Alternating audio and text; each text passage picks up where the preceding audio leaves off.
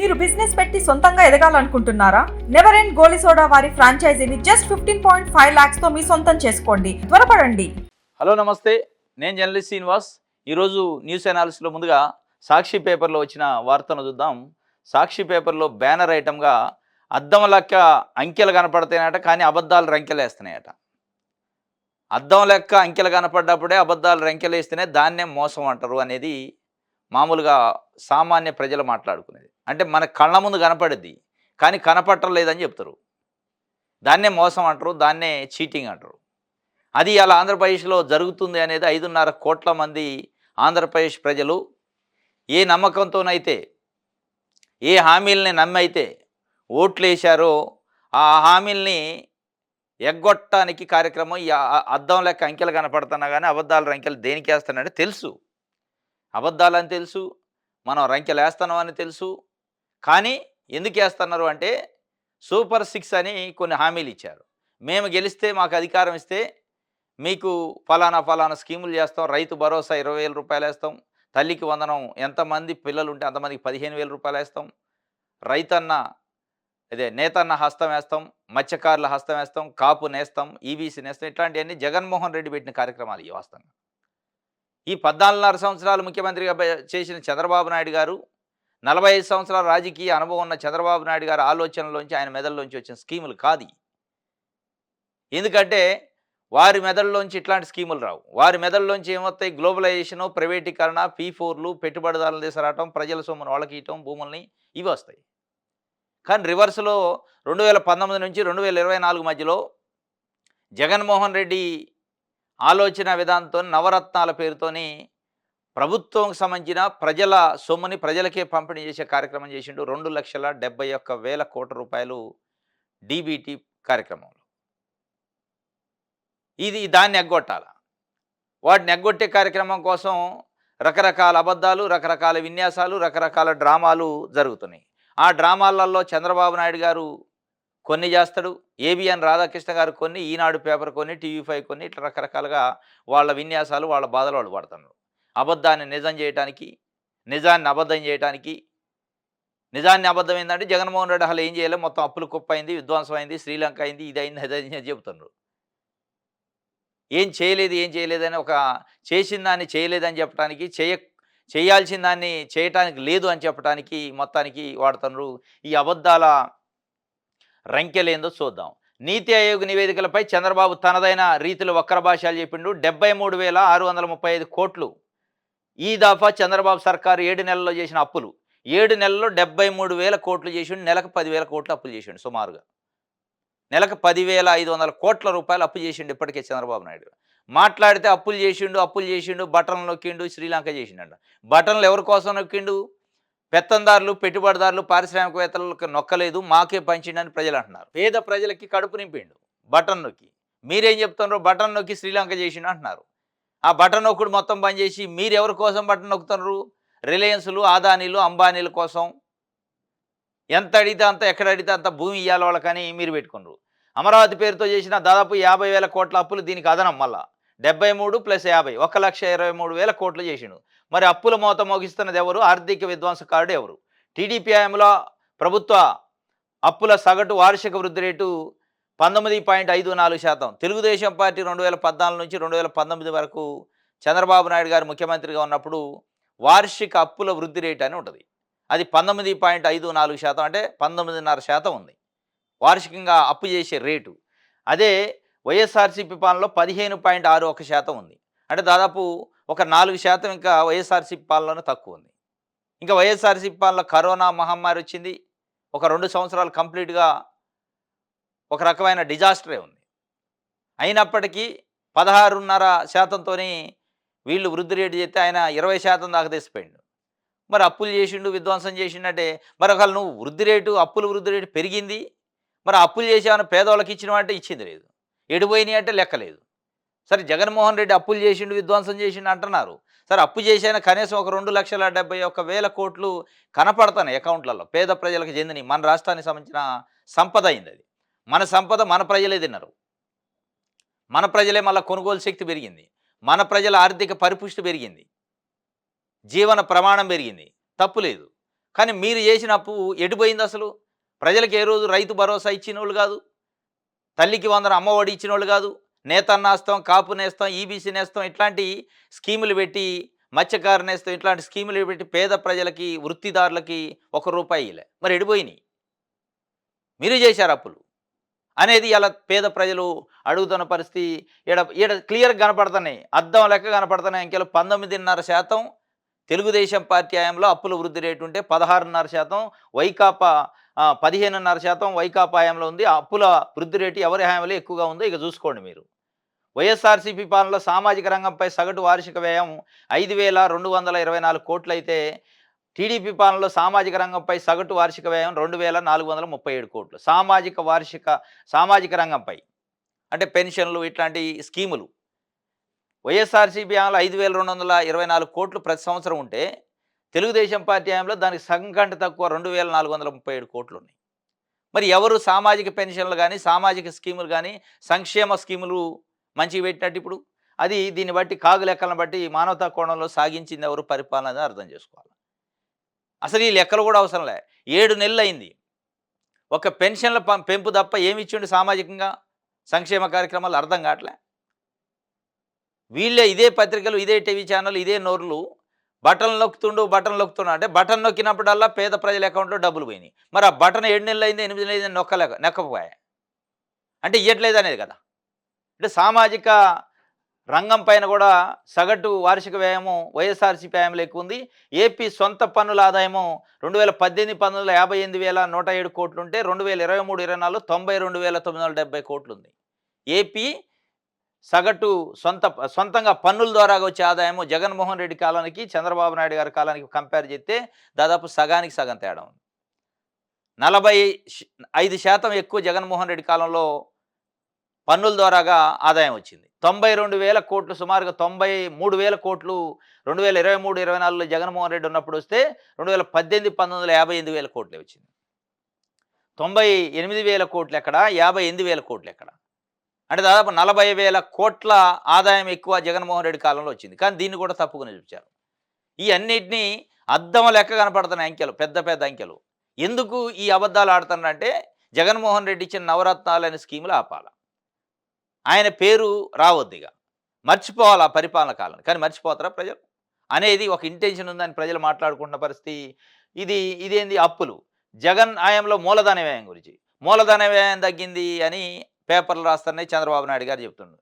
జగన్మోహన్ రెడ్డి హయాంలో 15,632 కోట్ల రూపాయల మూలధన వ్యయం చేస్తే టీడీపీ పాలనలో 13,860 కోట్లు, దాదాపు 2,000 కోట్లు వీళ్ళే ఇంకా చంద్రబాబు నాయుడు గారి పరిపాలన ఇంకో 2,000 కోట్లు తక్కువ మూలధన వ్యయం చేశారు.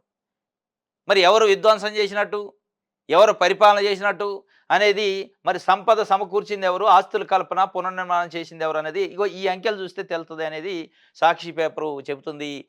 అద్దం లెక్క అంకెలు కనపడుతున్న అబద్ధాల అంకెలు అంటే అంతే వేస్తారు. ఎందుకు వేస్తాడు అంటే ఇవన్నీ తప్పించుకోవాలా. ఇచ్చిన 6 హామీలని అది నేను మోసం చేయట్లేదు అని చెప్పటం కోసం ఒక ప్రయత్నం చేస్తాడు. కానీ స్పష్టంగా కనపడుతుంది. అంకెలు గింకెలు ఏం అవసరం లేదు. ఒకళ్ళ సామాన్యులకి అంకెలు తెలియకపోవచ్చేమో, మెజారిటీ ప్రజలకు తెలుస్తుంది, ఎడ్యుకేటెడ్కి. ఒకళ్ళ అంకెలు తెలవనోళ్ళు కూడా వాళ్ళ అకౌంట్ బుక్ చూసుకుంటే తెలుస్తుంది కదా.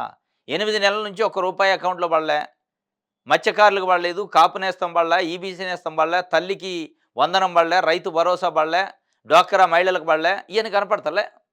అది చాలదా? నువ్వు చెప్పే అబద్ధాలేంది, నిజాలేంది? ఈ అంకెలు ఎవడికి కావాలా? అంకెలతో పని లేదు, వాళ్ళకి వాస్తవాలు కావాలి. వాస్తవాలు 8 నెలల నుంచి బటన్ నొక్కుడు లేదు, డబ్బులు వచ్చుడు లేదు. 2,61,000 మంది గ్రామ వాలంటీర్లకు నెలకు 5,000 ఇచ్చి వాళ్ళ పని చేయించుకునేది. వాళ్ళకి రావట్లే, వాళ్ళు లేరు. ఇవన్నీ కనపడలేదు, మన కళ్ళ ముందు సజీవ సాక్ష్యం కనపడుతున్నాయి. ఇక దీనికి నువ్వు నీతి ఆయోగ్, లేకపోతే కేంద్ర బడ్జెట్, రాష్ట్ర బడ్జెట్, ఇవన్నీ పనికిమాలిన ముచ్చట్లు. డైరెక్ట్గా సాఫ్ సీదాగా చెప్పండి, ఏం తప్పులేదు. నేను ఓట్ల కోసమే సూపర్ 6 హామీలు ఇచ్చిన, నాకు అమలు చేసే ఉద్దేశం లేదు, నేను చెయ్యను అని చెప్పండి. ముక్కు నేలకు రాయించండి, లేదంటే క్షమాపణ చెప్పండి. ఆంధ్రప్రదేశ్లో ఉన్న 5.5 కోట్ల మంది ప్రజలకి నేను క్షమాపణ చెబుతున్నా, 75 సంవత్సరాల వయసులో కూడా నేను అబద్ధం ఆడినా మీకు అని చెప్పుకోండి, తప్పే ఉంది అనేది ప్రజలు కోరుకుంటున్నారు. దానికి కూడా సిద్ధమై ఉన్నారు. నువ్వు పెంచుడు లేదు, గించుడు లేదు, అమ్మకఒడి ఉంది కదా, 15,000 ఒక్కళ్ళకన్నా ఇయ్యి. రైతు భరోసా ఎట్లాగ మోడీ 10,000 చేసిండు 6,000ని, ఇక నువ్వు పెంచేది ఏం లేదు అందులో. రైతు భరోసా ఆల్రెడీ 4,000 పెరిగే ఉంది. అదేదో ఇచ్చేయండి అని వాళ్ళు కోరుకున్నారు. జగన్మోహన్ రెడ్డి ఏమి ఇచ్చిండో అదే ₹1 పెంచొద్దని అడుగుతున్నారు.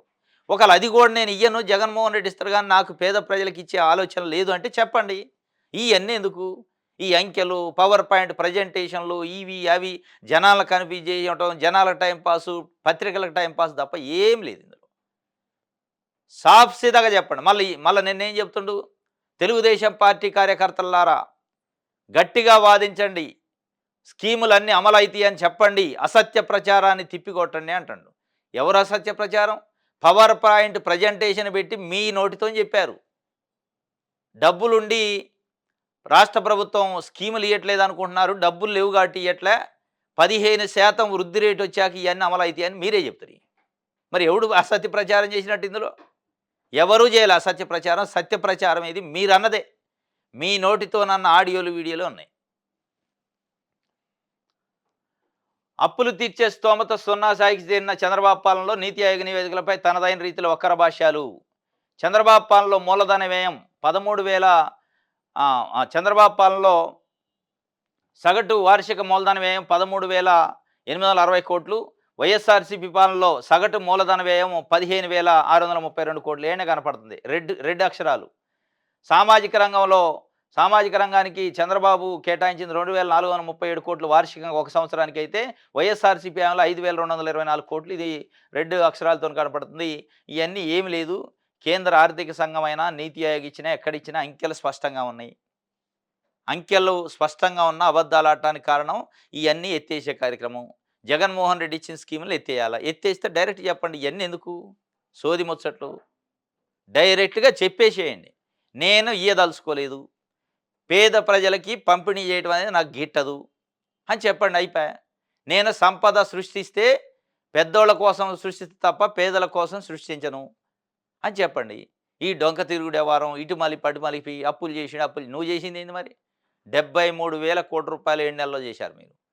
అంటే ఇట్లా ఈ చొప్పున 60 నెలలు ఉంటుంది. 60 నెలలకి 60 నెలలు ఇంటూ 10,000 కోట్లు వేసుకున్నా కానీ ఎన్ని లక్షల కోట్లు? దాదాపు 6.5 లక్షల కోట్లు మీరు అప్పు చేయడానికి ఇప్పుడు సిద్ధమై ఉన్నారు. మళ్ళీ నువ్వు అప్పులు అంటటి ఏ రకంగా దాని జగన్మోహన్ రెడ్డి అప్పులు చేసిండు. 6,46,000 కోట్లు ఆయన దిగిపోయే నాటికి ఉందని వాళ్ళే చెప్తున్నారు. అయినప్పటికీ దాంట్లో ఒక 3 లక్షల కోట్లు ప్రజలకే పంపిణీ చేసిండు రోజువారీ పరిపాలన కాగానే. ఈ నోట్లు లెక్కేసినా అర్థమవుతుంది కదా. ఇవాళ మీరు అప్పులైన విధ్వంసం అయింది అంటే నేనేదో సృష్టిస్తున్నా, క్రియేట్ చేస్తున్నట్టు అక్కడ కనపడుతుంది కదా.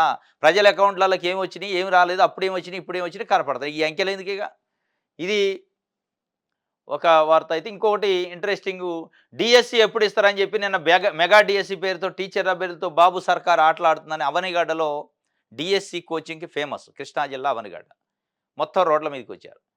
మీరు ఎప్పుడు ఇస్తారా నాయన డిఎస్సి? 2024 జూన్ 12న చంద్రబాబు నాయుడు గారు ముఖ్యమంత్రిగా ప్రమాణ స్వీకారం చేసిన తర్వాత మొట్టమొదటి సంతకం ఇదే మెగా డిఎస్సి. మళ్ళీ ఉట్టి డిఎస్సి కాదు, మెగా. ఇది మెగా డిఎస్సి పోయి మెగా మోసం కిందికి వచ్చింది అనేది వాళ్ళు ఆందోళన పడుతున్నారు. ఇప్పుడు బయటకు వచ్చారు రోడ్ల మీద. ఈ మెగా డిఎస్సిలో ఒక మెగా మోసం ఏం జరిగిందంటే, తొలి సంతకం చేసిన నేను ఇక అని చెప్పి జగన్మోహన్ రెడ్డి 6,000 పోస్టులుగా డిఎస్సి అయితే దాన్ని రద్దు చేసిండు. రద్దు చేసి అన్ని కలిపి ఒకసారి వేస్తాం 16,000 పోస్టుల పైన వేస్తానేనా అన్నాడు. ఆ అంకె కూడా రిలీజ్ చేసిండు 16,347 పోస్టులని. ఎవరు? నారా లోకేష్ గారు. పోస్టులు చూసుకొని ఇటు సంబరపడి పాపం అందరూ అవనిగడ్డ పోయారు కోచింగ్కి. ఎగరాదా 8 నెలలు అయింది, 9 నెలలు కూడా వస్తుంది. ఏంది రా నాయన ఎడిపోతుంది మళ్ళా, ఏంది కథ అని ఇక రోడ్ల మీదకి వచ్చారు. నీ మెగా డిఎస్సి ఏంది కథ ఏందా? జగన్మోహన్ రెడ్డి ఇచ్చిన 6,000 పోస్టులు మింగితివి, నువ్వు వేస్తానన్నాయి 10,000 కలిపి వేస్తానంటే అవి మింగితివి, 16,637 ఏదో అంటివి. ఇది లేదా అది లేదా, ఉన్నది పోయింది ఉంచుకున్నది పోయింది అని వాళ్ళు ఆందోళనలో నిన్న రోడ్లు ఎక్కారు. దీనిపైన మాట్లాడదు ఈనాడు, మాట్లాడదు ఆంధ్రజ్యోతి, మాట్లాడదు TV5 మాట్లాడదు, ABN ఛానల్ మాట్లాడదు. కానీ ఆంధ్రజ్యోతి ఏం పెట్టింది? అక్షరమే ఆయుధంగా ప్రజా సమస్యల పరిష్కారానికై ముందుకు వస్తుందట. ఇగో దీన్ని పరిష్కరించండి. అక్షరమే ఆయుధంగా ఇగో ఈ డిఎస్సి అభ్యర్థులనట మాట్లాడేయండి ప్రభుత్వంతో. తల్లికి వందనంలా అని తల్లులకి 1 కోటి మంది తల్లులు ఉన్నారు, వాళ్ళని మాట్లాడేయండి. తల్లికి వందనం కావచ్చు, రైతు భరోసా కావచ్చు, వీళ్ళందరూ 1 కోటి మందికి పైగా ఉన్నారు లబ్ధిదారులు. మీ అక్షరమే ఆయుధంగా ఆ ప్రజా సమస్యల్ని మాట్లాడండి. అయి కావా ప్రజా సమస్యలు?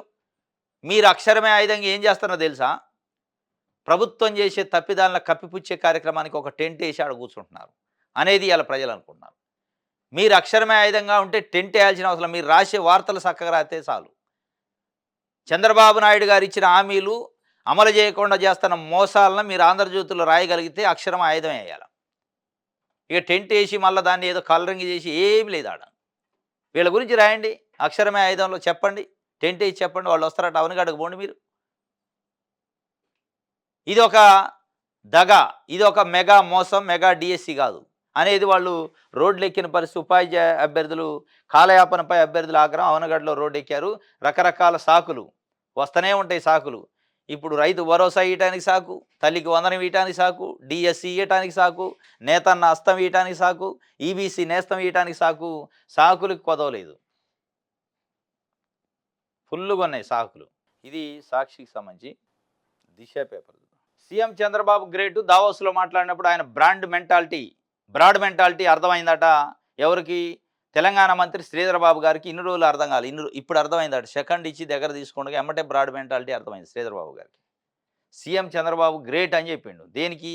దావోస్ పోయి 80 కోట్ల రూపాయలు ఖర్చు పెట్టి 80 పైసలు తేలేదు, అందుకే కనపడ్డా, లేకపోతే మరి ఎందుకు కనపడ్డా నాకు అర్థం కాలేదు. కానీ ఆయనకైతే కనపడ్డాడు. ఏపీకి పెట్టుబడుల కోసం ఆయన ప్రయత్నాలు అల్టిమేటు. చంద్రబాబుపై తెలంగాణ మంత్రి శ్రీధర్బాబు ప్రశంసలు అయితే కురిపించిండు. -8 డిగ్రీల చలిని యువకులు సైతం తట్టుకోలేకపోయారు. చంద్రబాబు మాత్రం కనీసం స్వెటర్ కూడా వేసుకోకుండా సాధారణ దుస్తుల్లో ఉండడం ఆశ్చర్యం కలిగించింది. ఇది వాస్తవమే, కరెక్టే. కానీ దాంతో ప్రజలకు ఏం రాదు కదా. చంద్రబాబు నాయుడు గారు మీరంతా పెద్ద పెద్ద ఇంతలావు స్వెటర్లు వేసుకున్నారు, ఆయన వేసుకోవాలి. గ్రేట్, దాంట్లో డౌటే లేదు. చంద్రబాబు నాయుడు గారు 75 సంవత్సరాల వయసులో కూడా 50-60 సంవత్సరాల వాళ్ళతోని పోటీపడి కూడా పోయిండు. ఎక్కడా కూడా చిన్న స్వెటర్ కూడా వేసుకోలే, ఖద్దరు బట్టలతోనే పోయిండు. ఎందుకంటే ఆయన యోగాసనాలు చేస్తారు కాబట్టి గట్టిగా ఉంటుంది బాడీ. కానీ దురదృష్టం ఏంటంటే ₹1 రాలి, అది బాధ అనమాట. ఇప్పుడు ఆయన ఎముకలు కొలికే చల్లు పోయిండా, అసలు బోలేదాన్ని పక్కన పెడితే డబ్బులు వచ్చినాయా రాలేదా అనేది మ్యాటర్ ఈడ. అది కదా అల్టిమేట్గా రిజల్ట్ ఏంది, అవుట్పుట్ ఏంది, ఎన్ని తెచ్చిండు పెట్టుబడులు అనేది. స్వెటర్ వేసుకుండా వేసుకోలేదా, షర్టు మీద పోయిండా, చలి ఎంత ఉంది అనేది కాదు మ్యాటర్ ఆడ. డబ్బులు తెచ్చినవా లేదా అనేది అక్కడ తెస్తే మరి లేదు. కానీ బ్రాడ్ మెంటాలిటీ ఉంది ఆయన. కానీ శ్రీధర్ బాబు గారు చెప్తుండు మరి లేదంటే మరి ఇక మా జోలికి రాకుండా హైదరాబాదులో పెట్టుబడులు వస్తున్నాయి మీకు రావట్లేదు ఫీల్ కాకుండా ఉండటం కోసం చెప్తుండా, ఏం తెలియదు మొత్తానికి. లోకేష్కు డిప్యూటీ సీఎం అడగడం కరెక్ట్ కాదు. పార్టీ కోసం ఆయన ఎంతో శ్రమించారు. కానీ ఈ అంశంపై పదే పదే మాట్లాడితే లోకేష్ స్థాయిని తగ్గించినట్టు అవుతుంది. టీడీపీ సీనియర్ నేత బుచ్చే చౌదరి వ్యాఖ్యలు చేసిండు. తెలుగుదేశం పార్టీ వ్యవస్థాపక సభ్యుడు బుచ్చే చౌదరి గారు ఎన్టీ రామారావు గారు పార్టీ పెట్టినప్పటి నుంచి ఉండు. చంద్రబాబు నాయుడు గారి కంటే వయసులో కానీ సీనియర్లో చాలా పెద్ద ఆయన.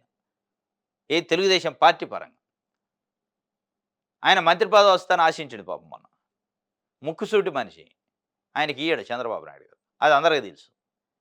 ఇప్పుడు అరే మేము పార్టీ జెండా అసలు ఓపెనింగ్ నుంచి పార్టీ వ్యవస్థాపక సభ్యుడిగా నుంచి ఉంటే మాకే దిక్కులేదు.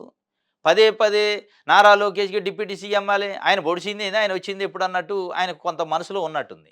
అరే మాలాంటి వాడికి ఇస్తానని ఇయ్యమని అడగాలి. కానీ ఆయన చేసిండు, పార్టీ కోసం యోగాళం పెట్టిండు, రకరకాల పాదయాత్రలు చేసిండు, శ్రమ చేసిండు. ఆ శ్రమకు తగ్గ ఫలితమే కదా ఇవాళ మంత్రి అయింది. ఐటీ శాఖ మంత్రి, మానవ వనరుల శాఖ మంత్రి ఇచ్చారు కదా, ఇక చాలదా? దానికంటే మేము 45 సంవత్సరాల నుంచి సేవ చేస్తున్నాం పార్టీకి, మాకేం వచ్చిందని మరి అర్థమా ఏం? కానీ మొత్తానికి అయితే అది కరెక్ట్ కాదు. ఆయన డిప్యూటీ సీఎం అనేది ఊరికి అడగటం ఆయన స్థాయినే తగ్గించింది.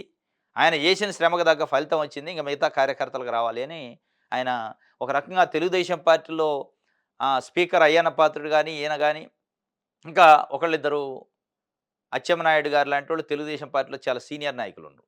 బండారు సత్యనారాయణమూర్తి కానీ, కేఈ కృష్ణమూర్తి కానీ, ఇట్లాంటి వాళ్ళు వీళ్ళందరికీ ఒక రకంగా ప్రాధాన్యత తగ్గిస్తున్నారు చంద్రబాబు నాయుడు గారు. ఎందుకంటే కొడుకు కోసం అనేది ఒక రకంగా తెలుగుదేశం పార్టీలో సీనియర్లు లోకేష్కి మధ్య ఒక అంతర్యుద్ధమే నడుస్తున్నట్టు అనిపిస్తుంది. బయటికి కనపడకపోవచ్చు, ఇలా పవర్ ఉంది కాబట్టి, కానీ ఆ పవర్ అనేది కప్పేశారు. కానీ ఒక రకంగా లోపల గుసగుసలు స్టార్ట్ అయినాయి. లోకేష్ ఏంది, లోకేష్ పెత్తనం ఏంది, తండ్రి ఇన్ని రోజులు చేసిండు, తండ్రి చేసిన దాకా మళ్ళీ కొడుకు కూడా మనం ఏం పెత్తనం చేయాలి వచ్చి, మనం జెండా పుట్టినప్పటి నుంచి ఉన్నోళ్ళం పక్కన పెట్టి ఇవాళ ఏంటి అనేది కొంత ఉన్నట్టుంది. మొత్తానికైతే ఇది ఒక వార్త. ఎవరి త్రిష అండర్ 19 వరల్డ్ కప్ చరిత్రలో తొలి సెంచరీ చేసిన బ్యాటింగ్ రికార్డట. అండర్ 19 మహిళల వరల్డ్ కప్‌లో తెలుగు అమ్మాయి వీర విహారం చేసింది. నిన్న స్కాట్లాండ్‌తోని మలేషియాలో అండర్ 19 మహిళల ప్రపంచ కప్పు సంబంధించి క్రికెట్ జరిగింది. ఈ క్రికెట్ స్కాట్లాండ్‌తోని భారతదేశం పోటీ పడ్డది. భారత్ విన్ అయింది. త్రిష, గొంగడి త్రిష అనే అమ్మాయి 110 పరుగులతోని సెంచరీ కొట్టింది. మొట్టమొదటిసారి వరల్డ్‌లోనే ఒక మహిళ సెంచరీ దాటించటం, గెలుపు అంచుల్లోకి తీసిపోయి గెలవటం, ఇండియాని గెలుపు తీరాల్లోకి తీసిపోయింది. ఇండియా పేరు ప్రతిష్టలను పెంచింది. ఆ త్రిష ఎవరో కాదు. తెలంగాణ రాష్ట్రంలో భద్రాద్రి కొత్తగూడెం జిల్లా భద్రాద్రి పట్టణానికి చెందిన వాళ్ళు, వాళ్ళ కుటుంబం. రామిరెడ్డి వాళ్ళ నాన్న పేరు. ఆయనకి ఉందట కళ. ఒక మంచి క్రికెటర్‌గా ఎదగాలని. కానీ అప్పుడున్న పరిస్థితుల దృష్ట్యా ఆయనకు అనుకూలించక కాలేకపోయిండు. కానీ ఆ పట్టుదల వాళ్ళ పిల్లలలోనే చూపియాలని పట్టుదల బట్టి పాపం ఆ అమ్మాయి 7 సంవత్సరాల వయసులోనే హైదరాబాద్ షిఫ్ట్ అయ్యి, ఆయన ఆ కళ నెరవేర్చడానికి జిమ్ పెట్టి, జిమ్‌లో ట్రైనర్‌గా ఫిజికల్ ఫిట్‌నెస్ ట్రైనింగ్ ఇచ్చే కార్యక్రమం తీసుకొని ఆ అమ్మాయికి చిన్నప్పటి నుంచే టీవీలో గానీ, రేడియోలో గానీ, లేకపోతే సోషల్ మీడియాలో క్రికెట్ గురించే చూపించేదట. వేరే ఏం చూపియపోయేదట. ఈ రియాలిటీ షోలు, ఈ సినిమాలు, పాటలు కాకుండా క్రికెట్ ఆటలో ప్రావీణ్యం ఉన్నోళ్ళు వాళ్ళ ఇంటర్వ్యూలు ఇట్లా చూయించేదట. మొత్తానికైతే ఆయన నెరవేర్చుకోవాల్సిన కలని బిడ్డ రూపంలో నెరవేర్చకుండా ఆయన సంతోషానికి అవధులు లేవు. రామిరెడ్డి అని భద్రాచలం పట్టణానికి చెందిన ఆయన. ఆ అమ్మాయి 110 రన్స్ చేసింది. వరల్డ్‌లో చరిత్ర అట ఇది. తీన్మార్ చేసింది, మామూలు చేయలేదు. త్రిష అనే అమ్మాయి తీన్మార్ చేసింది గ్రౌండ్‌లో. రచ్చ చేసిందనమాట. ఇది దంచితే ఇక స్కాట్లాండ్ పారిపోయిందట అక్కడి నుంచి. ఇది నిన్న జరిగింది. మొత్తానికైతే గెలిచింది. ఆ అమ్మాయికి మన ఈహా ఛానల్ పక్షాన కూడా కంగ్రాచ్యులేషన్ చెప్పాలి. ఎందుకంటే ఒక మహిళా వరల్డ్ కప్‌లో ఆ స్థాయిలో సెంచరీ దాటడం అంటే మొట్టమొదటిసారి ఆ రికార్డ్ ఇక్కడ తెలుగు అమ్మాయికి రావడం అనేది చాలా సంతోషం. అందుకే మన ఛానల్ తరపున కూడా మరొకసారి కంగ్రాచ్యులేషన్స్. ఆమె భవిష్యత్తులో కూడా వరల్డ్ కప్పు గేమ్‌లో కూడా ఆడాలి. ఇదే రకంగా ప్రతిభ చూపియాలని కోరుకోవాలి మనం. జూన్‌లోగా నామినేటెడ్ పదవుల భర్తీ ఖతం అయిపాయే. నిన్ననేమో తల్లికి వందనం, రైతు భరోసా ఇట్లాంటి స్కీములకు మంగళం పాడిండు ఇప్పట్లో కాదని. ఇక నిన్నటిదాకా సంక్రాంతి తర్వాత నామినేటెడ్ పదవులు వస్తాయని పాపం పచ్చ చొక్కా వేసుకున్న వాళ్ళందరూ రోజు ఆఫీసుల చుట్టూ తిరుగుతుండట. ఇప్పుడు అది కూడా మంగళం పాడిండు. జూన్ దాకా లేదురా నాయన, జూన్ తర్వాత చూద్దాం, ఇప్పుడు 4 నెలలు అయితే మా దగ్గర రావద్దు అన్నాడు. ఖతం అయ్యాడ సంగతి అయ్యాడ. నామినేటెడ్ పదవులు కూడా ఖతం అయిపోయినాయి. 214 మార్కెట్ కమిటీలు ఉన్నాయట. 11 ట్రస్ట్ బోర్డులకు నియామకాలు చేస్తాం జూన్ తర్వాత. అది కూడా ఎవరు పని చేస్తే వాళ్ళకే పదవులు. ఎవరు పని చేయటం అంటే ఈ గీములు ఉన్నాయి. అబద్ధాలు ఆడుతున్నాం. అబద్ధాలను కరెక్ట్గా ఎవరైతే ప్రొటెక్ట్ చేసి నిజాలు లెక్క చేసి అబద్ధాన్ని నిజం చేయగలిగేదెవరు వాళ్ళకి ఇస్తాడు అని చెప్తుండే ఆయన. రైట్. ఇక జూన్ దాకా మీరు మర్చిపోండి. ఇక పదవులు లేవు, మనులు లేవు, ఒకటిదే. ఇప్పుడు ఆంధ్రజ్యోతి చూద్దాం. పద్మవిభూషణ్ నందమూరి బాలకృష్ణ గారికి ఇవాళ దాదాపు ఒక 20 పేపర్లు ఇచ్చారు యాడ్. ఎవరు యాడ్ ఇచ్చిందంటే నందమూరి మరియు నారా కుటుంబ సభ్యులు. దీంట్లో ఫోటోలు వేశారు అన్నీ. ఎక్కడ కూడా ఎన్టీ రామారావు గారి ఫోటో ఉండదు. ఇక్కడ ఇది వేరు. అంటే బాలకృష్ణతో ఆయనకున్న అనుబంధానికి సంబంధించిన ఫోటో ఉండదు. ఎవరు ఫోటో ఉండదు? ఫస్ట్ చంద్రబాబు నాయుడు గారిది ఉంటుంది. తర్వాత ఎవరిది ఉంటుంది? ఆయన కొడుకుది ఉంటుంది. తర్వాత ఎవరిది ఉంటుంది? 2 బిడ్డలది ఉంటుంది. బాలకృష్ణ గారు 2 బిడ్డలు, చిన్నాలుడు, వీళ్ళది ఉంది తప్ప ఎక్కడ ఎన్టీ రామారావు గారికి సంబంధించి ఎన్టీ రామారావు జ్ఞాపకాలు కానీ, ఎన్టీ రామారావు గారితో ఆయన గడిపిన విషయాలు కానీ ఎక్కడా లేవు. ఇది చూడండి. ఇది మళ్ళా ఈయన నాన్నకి భారతరత్న రావాలి అని కోరుకుంటున్నా, వచ్చేదాకా నేను విశ్రమించను అంటుండు. ఎక్కడన్నా అసలు ఆయన సంబంధించిన జ్ఞాపకాలనే ఫోటో రూపంలో వేయలే. నందమూరి మరియు నారా వారి ఫ్యామిలీ. నందమూరి ఎన్టీ రామారావు గారు అనే వ్యక్తి లేకుండా అసలు మీరు ఉన్నారా? ఆయన లేకుండా, ఆయనతో అనుబంధం లేకుండా నందమూరి బాలకృష్ణ గారిని, నారా చంద్రబాబు నాయుడు గారు కానీ, భువనేశ్వరి గారు కానీ, పురంధరేశ్వరి గారు ఎవరైనా ఆ కుటుంబ సభ్యులు ఉండాలంటే ఆయనే కదా తల్లి. ఆయన ఆ తల్లి వేరు లాంటి వ్యక్తికి సంబంధించిన అనుబంధమే లేదు. మళ్ళీ వీళ్ళు భారతరత్న రావాలి, మేం తెత్తాం అంటున్నారు. ఎవడు ఆపుతుండో మరి అర్థం కావట్లే. మీరు పోయి తెత్తంటే ఎవరు ఆపుతుండ్రు? కంచెలేశారు ఎవరన్నా అంటే అర్థం. ఇగో ఇది అనమాట వాళ్ళ మనసులో ఉన్న వ్యవహారం ఇది అనేది అర్థమవుతుంది. రైట్. ఇగో మీ సమస్యలకు మా పరిష్కారం ప్రజా సమస్యలపై అక్షర శంకారం పరిష్కారం ఎజెండాగా ఆంధ్రజ్యోతి వినూత్న కార్యక్రమం. అక్షరం అండగా పరిష్కారమే ఎజెండాగా. కరెక్టే. అక్షరమే అండగా పరిష్కారమే ఎజెండా కాదు. అక్షరమే అండగా చంద్రబాబు నాయుడు గారిని కూటమి ప్రభుత్వాన్ని కాపాడే ఎజెండా పెట్టుకున్నారు అనిపిస్తుంది. నిజంగానే మీరు పరిష్కారమే ప్రజా సమస్యల పరిష్కారమే అండ అయితే ధ్యేయమైతే ఇవాళ 54 లక్షల మంది రైతులు రైతు భరోసా రాక రోడ్ల మీదకి వస్తున్నారు. వాళ్ళది రాయండి, వాళ్ళని పిలవండి, చెప్పండి. 45 లక్షల మంది తల్లికి వందనం రాలే, వాళ్ళ గురించి మాట్లాడండి, వాళ్ళ అర్జీలు తీసుకోండి.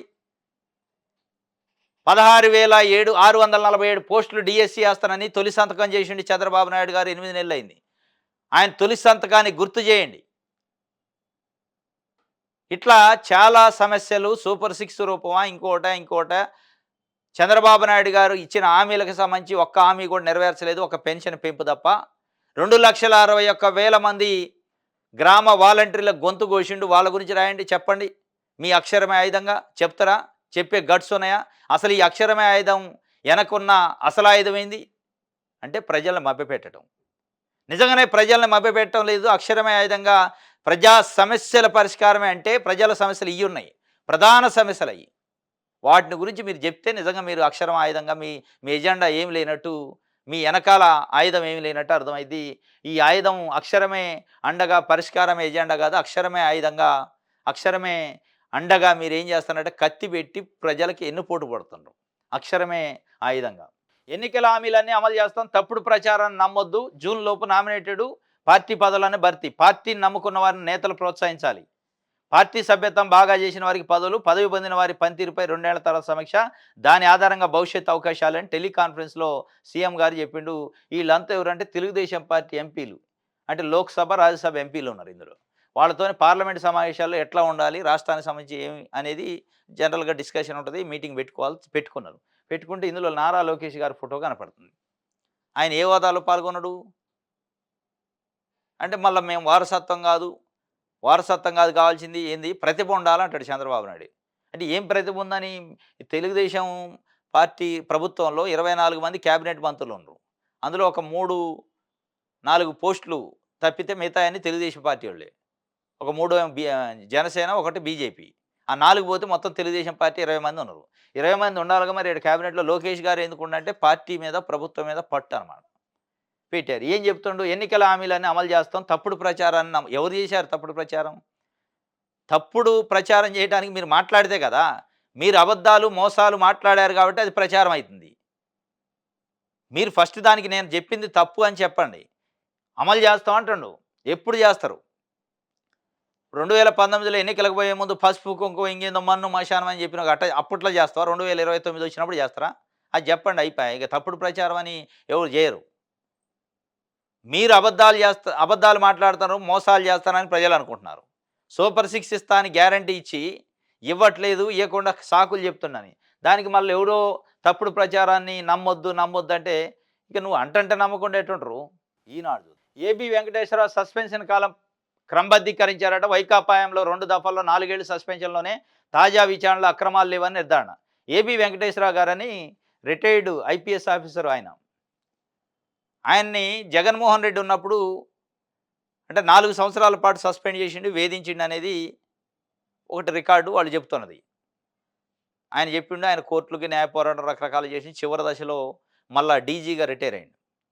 ఆ 4 సంవత్సరాల సస్పెన్షన్ ఇమీడియట్గా దాన్ని ఎత్తేసి ఆయనకు రావాల్సిన అన్ని రూపాయలతో సహా లెక్క కట్టియాలని ప్రభుత్వం మేఘాల మీద నిర్ణయం తీసుకుంది. కానీ అంగవైకల్యంతో పెన్షన్ తీసుకుంటున్న పెన్షనర్ని హాస్పిటల్ చుట్టూ తిప్పి మీరు అక్రమంగా పెన్షన్ తీసుకున్నారు, మీది గుంజాలనేనా అంటాడు చంద్రబాబు నాయుడు గారు. వాళ్ళకు వచ్చే 2,000 కోసం వాళ్ళ నోటికాడ కూడుని వాళ్ళ నోటికాడ ముద్దలు గుంచే కార్యక్రమం చేస్తాను.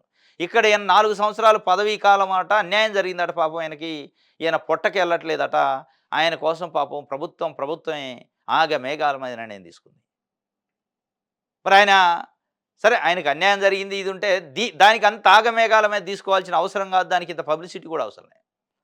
ఏంది పేపర్లో రాయటం? చూసినవా? జగన్మోహన్ రెడ్డి సస్పెండ్ చేస్తే చంద్రబాబు నాయుడు గారు మావాడు వచ్చి మొత్తం డబ్బులు ఇచ్చిండు అని చెప్పడానికి తప్ప ఏమి లేదు ఇందులో. దీనికి ఎందుకు రాయాలి ఇందులో వాస్తవంగా? దీని గురించి ఎందుకు బయట ప్రచారం? ఇస్తే ఇచ్చారు.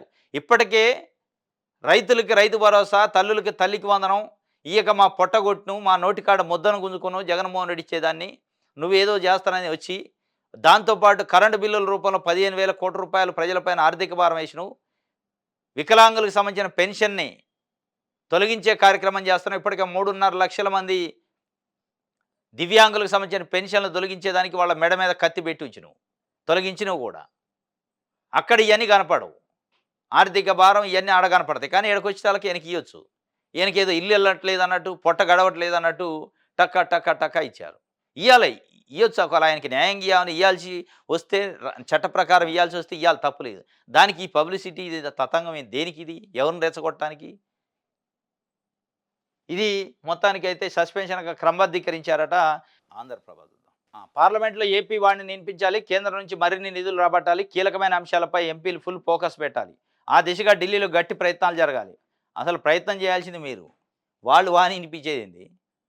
ఇవాళ నరేంద్ర మోడీ కూర్చున్న 4 కాళ్ళ కుర్చీలో ఒక కాలు చంద్రబాబు నాయుడుదే. తెలుగుదేశం పార్టీదే.